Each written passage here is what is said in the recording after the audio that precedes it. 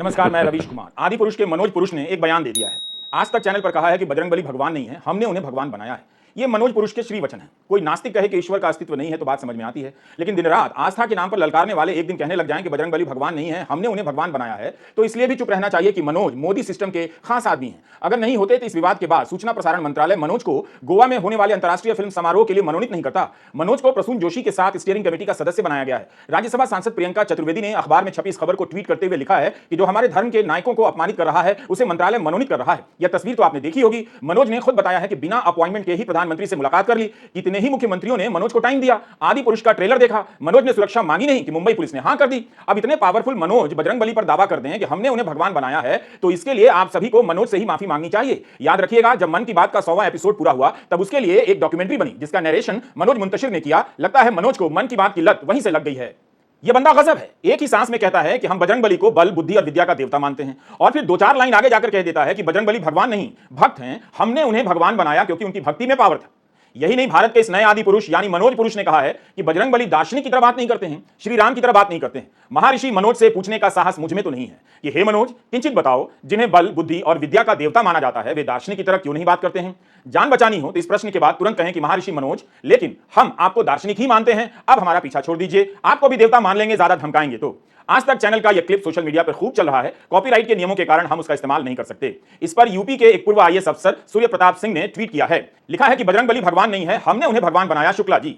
इसी तरह का एक चुनावी नारा भी कभी दिया गया, जो राम को लाए हैं हम उनको लाएंगे। विश्व की सबसे बड़ी पार्टी को भी यही गुमान है और था कि वे प्रभु श्री राम को लाए हैं। आदि पुरुष विवाद के संदर्भ में आईटी सेल, व्हाट्सएप ग्रुप, नाना प्रकार के हिंदू रक्षक दल और बीजेपी के नेता सभी शानदार संयम का परिचय दे रहे हैं। ऐसा नहीं है कि उनकी आस्था आहत नहीं हो रही होगी, लेकिन इनके सारे मेन लोगों के साथ मनोज की इतनी तस्वीरें हैं कि वे फंस गए हैं। अब क्या करें? यह भी हो सकता है कि इस राजनीतिक इकोसिस्टम को लिखने बोलने की आजादी का मतलब अब समझ में आ गया है। यह बहुत ही शानदार बात हुई है। अगर हुई है तो कुछ भी लिखने और बोलने की आजादी का असली भोग मनोज ही कर रहे हैं, वरना जितना उन्होंने कहा है, अगर ऑल्ट न्यूज के मोहम्मद जुबैर ने बोल दिया होता तो देश के कई राज्यों में एफआईआर हो गई होती और मनोज के समर्थक लोग खतरा खतरा चिल्लाने लग जाते।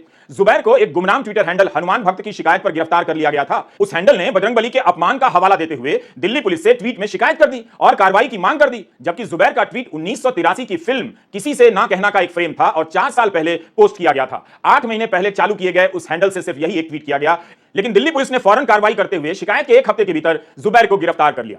मीडिया रिपोर्ट में देखिए तो अभी तक पता नहीं है कि हनुमान भक्त हैंडल से किसने ट्वीट किया था। यही फर्क है मनोज मुंतशिर होने में और जुबैर होने में, जो किसी पीयू फ्यू रिसर्च में नहीं आता है। आदि पुरुष ने हिंदू धर्म को लेकर अभिव्यक्ति को एक नई आजादी दी है। यह बहुत बड़ा योगदान है। मैं इसे मनोज योगदान कहता हूं, जिसे युगों युगों तक याद रखा जाएगा। 2014 से मोदी के राजनीतिक सिस्टम के लोग दूसरों की इस आजादी पर यह कहकर धावा बोलने लग जाते थे कि संविधान भी अभिव्यक्ति की पूरी छूट नहीं देता, कुछ अंकुश लगाता है। मगर यही लोग जिस तरह से मनोज को कुछ भी बोलने की छूट दे रहे हैं, उससे लगता है कि संघ परिवार और हिंदू रक्षक सेनाओं में अभिव्यक्ति की व्यापक समझ पैदा हो गई है। मेरी राय में मनोज को अभिव्यक्ति का नए सिरे से आदि पुरुष घोषित कर देना चाहिए। मनोज मुंतशिर ने कहा है कि बजरंगबली भगवान नहीं है, हमने उन्हें बनाया है। ये उनके बोल हैं। उनकी इस अभिव्यक्ति की आजादी की रक्षा होनी चाहिए और मुंबई पुलिस ने सुरक्षा प्रदान कर शानदार काम किया है। दिल्ली पुलिस की तरह जुबैर को गिरफ्तार नहीं किया है। सिस्टम के आदमी को बचाना हर किसी का कर्तव्य होना चाहिए, वरना उसके प्रकोप से अफसर नहीं बच पाएगा। इसे व्यंग्य भी समझें और यह भी जान लें कि ज्यादा सीरियस होंगे तो बीमार पड़ जाएंगे। इन दिनों गीता प्रेस को गांधी शांति पुरस्कार देने पर विवाद हो रहा है। गांधी के आदर्शों पर चलते हुए शांति कायम करने में गीता प्रेस की क्या भूमिका है? खैर, हम इस विवाद पर इस वीडियो में समय नहीं गंवाना चाहते हैं। आपको गीता प्रेस के इस कल्याण अंक की एक कॉपी दिखाना चाहते हैं। इसे गीता प्रेस ने ही छपवाया है, छापा है, और इसका नाम है हनुमान अंक।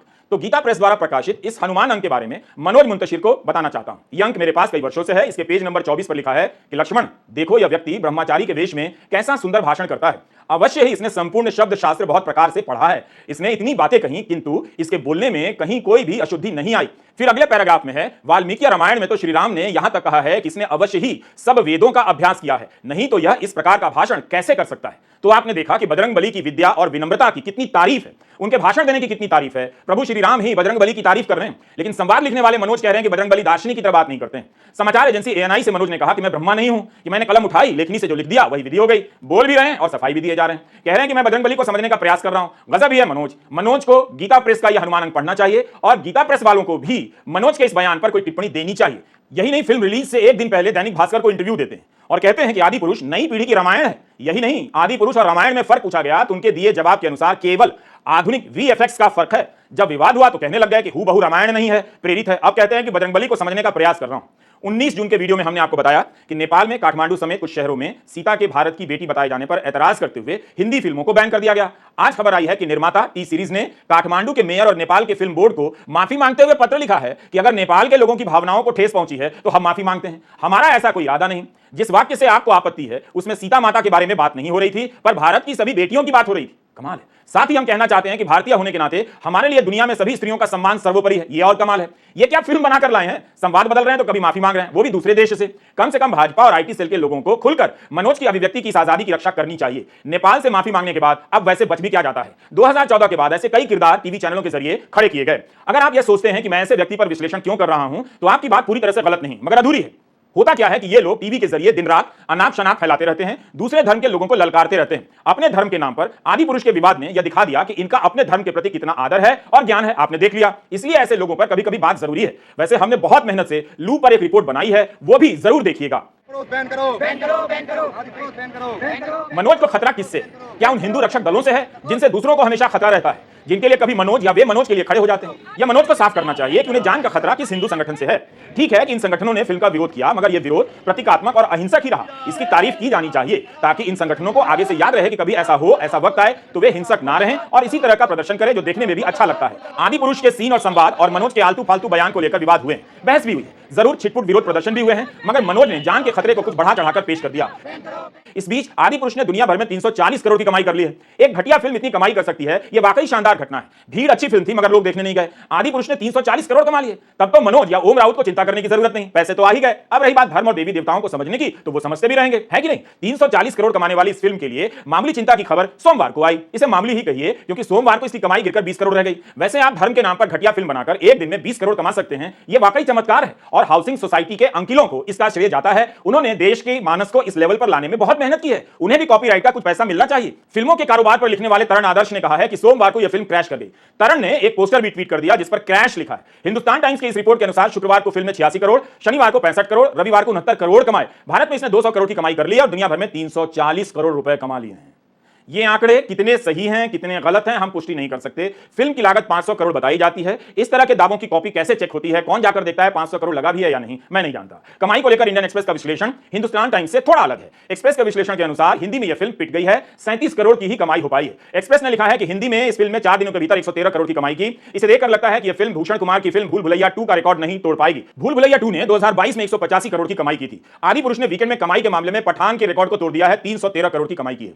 इस पूरे विवाद को आप केवल पैसे के एंगल से देखिए। आप इस विवाद में जो फंसे पड़े हैं उससे निर्देशक और मनोज का कुछ नहीं बिगड़ा है। एक और कमाल की बात हुई है, इस फिल्म के कलाकार इस विवाद से अलग हैं। उन्होंने अपने आप को बचा लिया और कोई उनका पीछा नहीं कर रहा। कोई भी प्रभास, सैफ अली खान और कृति को भला बुरा नहीं कह रहा है। इसलिए मैं बार बार कह रहा हूं कि आदि पुरुष के विवाद में काफी कुछ नया और अच्छा भी है। विवाद के बाद भी 300 करोड़ की कमाई हुई है, बाकी सब मजे में है। यकीन मानिए आपका मनोज भी मजे में है। नमस्कार, मैं रवीश कुमार।